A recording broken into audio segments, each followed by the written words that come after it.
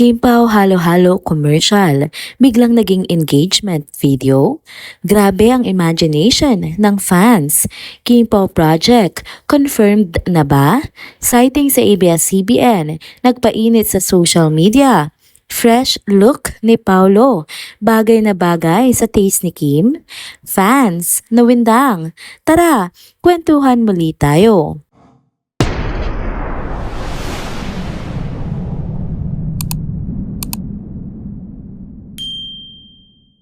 Hello mga ka-trenders! Welcome back muli sa ating channel.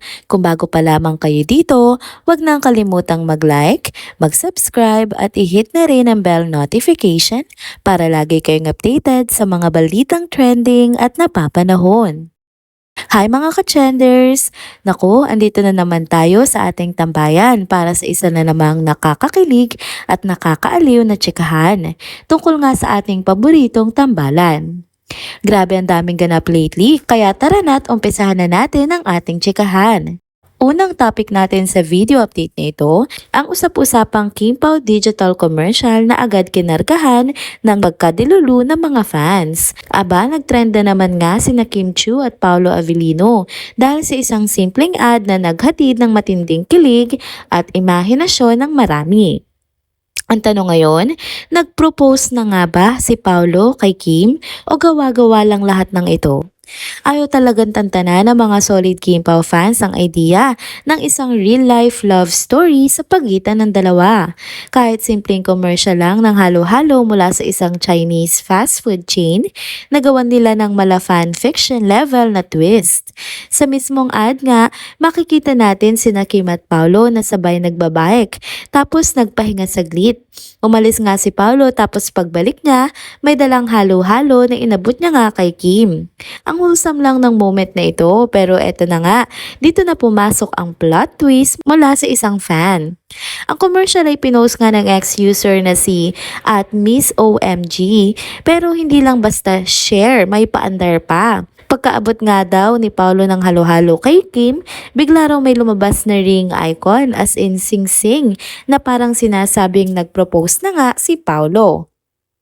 Pero mga ka-trenders, linawin lang natin ha, sa mismong commercial wala talagang sing-sing, wala ring ring icon, walang engagement announcement, as in wala talaga. Gawa-gawa nga lang ito ng fan na todo ang creativity at kilig sa tambalan.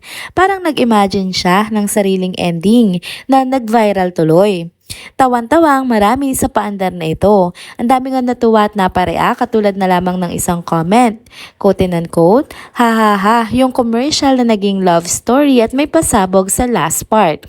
At si @Jess0726 naman, napaka-comment pa ng quote and unquote, ha ha ha, di na icing sa ibabaw ng cupcake kundi sing-sing sa ibabaw ng halo-halo na. Aminin natin ang witty ng mga fans, kaya kahit fake ang sing-sing, naging totoo ang kilig.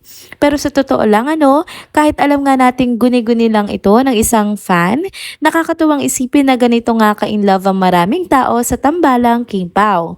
Yung tipong isang simpleng ad lang, nagiging romantic film na agad sa mata ng fans.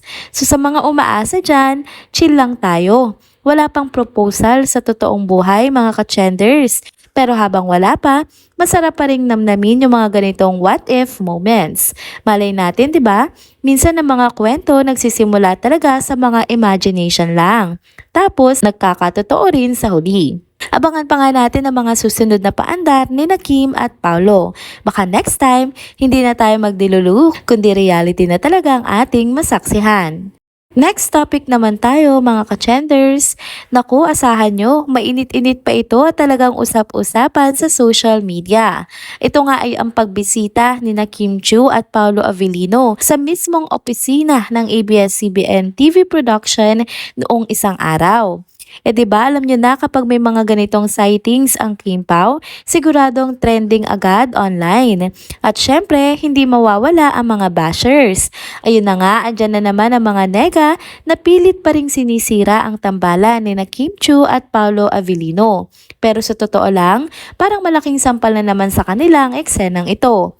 Kasi simpleng pagbisita lang ni Kim sa opisina nila, nakabuntot na si Paolo. Kung promo lang talaga yan, gaya ng sinasabi ng iba, bakit pati sa mga ganitong private na lakad, nandun pa rin si Paolo, di ba?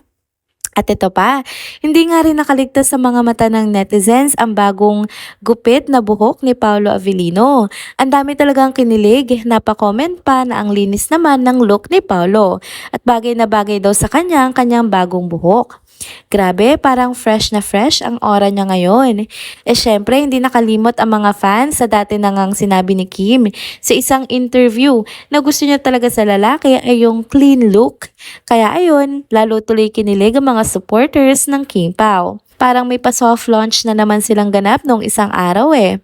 May mga kumakalat pa na chismis online, mga source na nagsasabing mukhang may bagong proyekto na namang pag-uusapan o pinag-uusapan ang King Pao Tandem. Teleserye nga daw ulit ito at kung totoo nga, panalong panalo hindi lang sina Kim at Paolo pero mas lalo na tayong mga fans nila. Pero syempre, hindi maiiwasang malungkot ng ilang mga fans na gusto sanang ibang leading lady ang i-partner muna kay Paolo at maging kay Kim ibang leading man naman daw.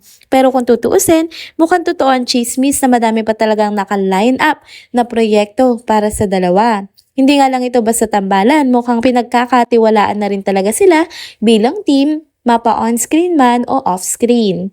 At kung titingnan mo, ibang klase talaga ang dynamics ng dalawa, no? May chemistry, may respeto nga sa isa't isa, at higit sa lahat, parang laging may effort para suportahan ng bawat isa, mapa-personal man o sa karir. Kaya naman hindi na nakakagulat kung bakit ganito kalakas ang hatak nila sa kanilang mga fans. Hindi basta-basta nga, kumbaga, ang kanilang samahan. Hindi lang pang promo, may lalim at may tunay na connection at friendship. Kaya kayo mga ka-trenders, anong say nyo sa mga eksenang ito? Ramdam nyo rin ba ang kilig at excitement sa paparating na proyekto ng Kim Pao? Kwento nyo naman yan sa comment section kung team Kim Pao din ba kayo o kung mas prefer nyo na maipartner naman or maitambal naman sila sa iba't ibang mga leading lady at leading man. At kung ano pang mga inaabangan yung next na ganap para sa kanila. Kaya yan, kita-kits ulit tayo sa susunod nating chikahan. And there you go mga ka-trenders, dito na po muna nagtatapos ang ating isa na namang trending video update. Salamat sa inyong pagsubaybay at pagsama sa akin hanggang sa dulo ng video na ito. Pero bago kayo umalis, huwag niyo pong kalimutang mag-like, mag-comment, mag-subscribe at i-hit na rin ang bell notification para lagi kayong updated sa mga balitang trending at napapanahon. See you on my next video. Paalam!